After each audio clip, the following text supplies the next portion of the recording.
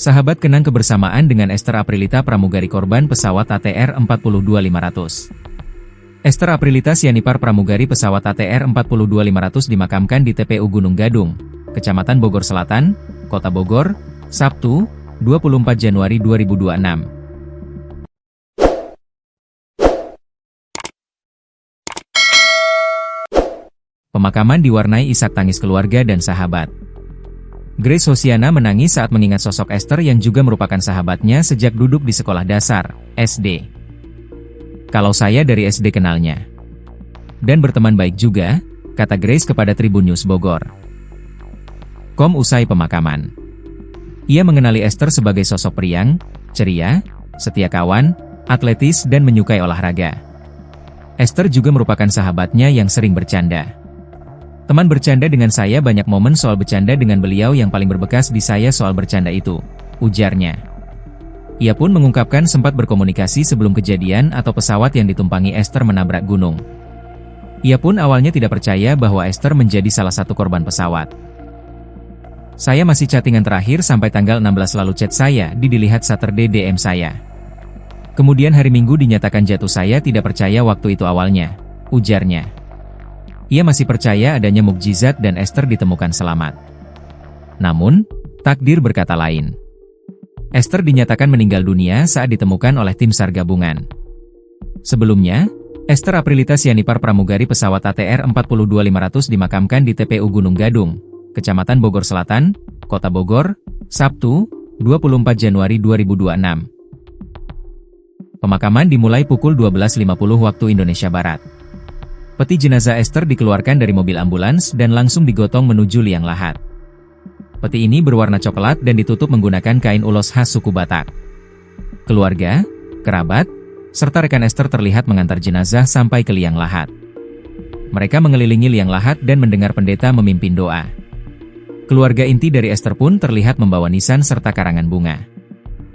Haru pemakaman Esther Aprilita di Bogor, pramugari korban pesawat ATR 42500.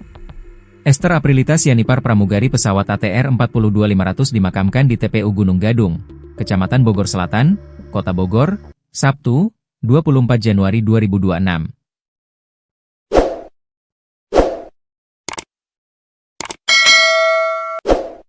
Pemakaman dimulai pukul 12.50 waktu Indonesia Barat. Peti jenazah Esther dikeluarkan dari mobil ambulans dan langsung digotong menuju liang lahat. Peti ini berwarna coklat dan ditutup menggunakan kain ulos khas suku Batak. Keluarga, kerabat, serta rekan Esther terlihat mengantar jenazah sampai ke liang lahat. Mereka mengelilingi liang lahat dan mendengar pendeta memimpin doa. Keluarga inti dari Esther pun terlihat membawa nisan serta karangan bunga. Suasana haru terasa saat peti jenazah mulai diturunkan ke liang lahat dan ditutup menggunakan tanah.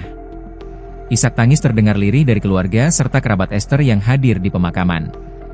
Sejauh ini, pukul 13.45 WIB, proses pemakaman masih berlangsung.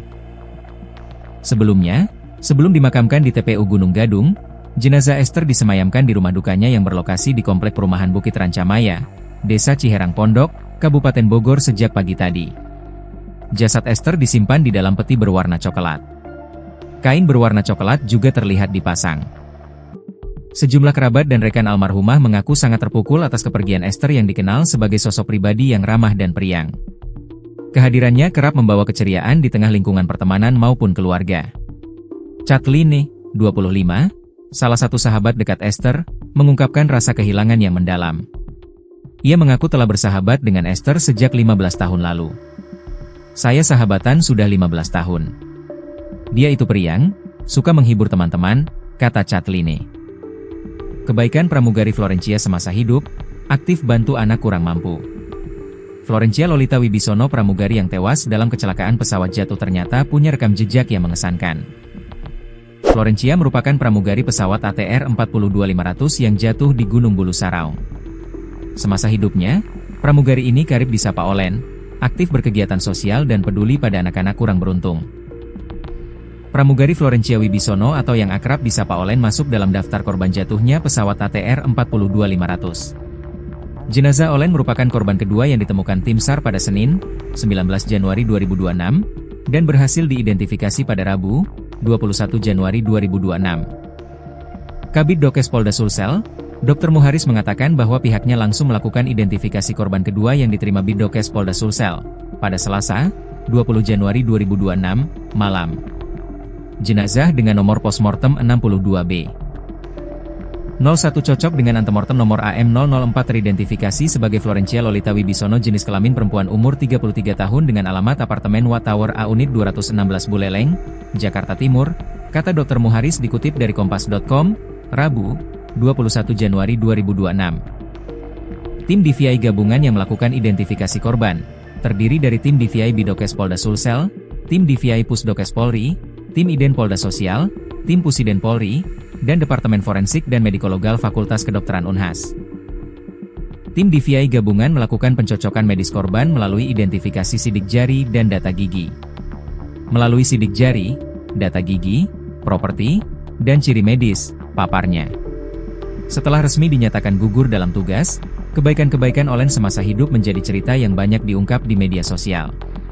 Satu di antaranya diungkap oleh Joelle Gabriela melalui akun Instagram Joelle Gabriela. Dalam unggahan Instagram Story pada Rabu, 21 Januari 2026. Joelle mengungkap bahwa Olen adalah anggota organisasi Generasi Bermimpi yang kerap melakukan kegiatan sosial. Joelle bahkan menyebut Olen sudah berencana mengajar anak-anak kurang beruntung yang tinggal di kolong sebelum ia meninggal dalam tugas. Rest in love my sissy. Padahal kita mau ngajar bareng lagi ya di kolong. God is in his control, tulis Joelle. Joelle juga mengunggah potret kenangan ketika Olen sedang melakukan aktivitas sosial. Ia terlihat bersama anak-anak kurang beruntung yang tinggal di kolong. Dalam unggahannya, Joelle mengucap terima kasih atas ketulusan Olen selama ini. Terima kasih untuk hati dan inspirasi yang kamu berikan ke adik-adik generasi bermimpi. Mereka ada yang pengen jadi pramugari kayak kamu. Terima kasih sudah menginspirasi kamu dengan cerita hidupmu. Terbanglah tinggi, tulis Joelle. Kebaikan hati Olen juga diungkap oleh sejumlah juniornya di dunia penerbangan. Akun TikTok bernama Cindy Mulyani mengunggah kenangan bersama Olen melalui postingan pada Senin, 19 Januari 2026. Dalam unggahannya, Cindy ungkap Olen adalah senior yang baik. Ia tidak pernah memberikan arahan dengan cara kasar kepada juniornya. Di postingannya, Cindy masih berharap Olen bisa selamat, meski harapan itu kini pupus. Mbak Olen sayang, Mbak itu idola aku, yang gak pernah marah yang selalu ngasih arahan ke aku. Mbak semoga ada keajaiban Tuhan ya Mbak. Mbak itu pinter pasti Mbak tahu cara bertahan ya Mbak, tulis Cindy. Unggahan serupa dibuat akun TikTok bernama Adelia_Ching. Adelia mengunggah video kenangan ketika Olen menjadi pelatih untuk para pramugari junior. Ia mengucap terima kasih kepada Olen atas bimbingan yang diberikan selama ini. Dear Mbak Olen, kamu sangat menyayangimu. Berita ini menghancurkan hati kami. Beristirahatlah dengan tenang, berjalan di atas angin dan terbanglah tinggi. Terima kasih telah datang ke kehidupan kami, tulis Adelia.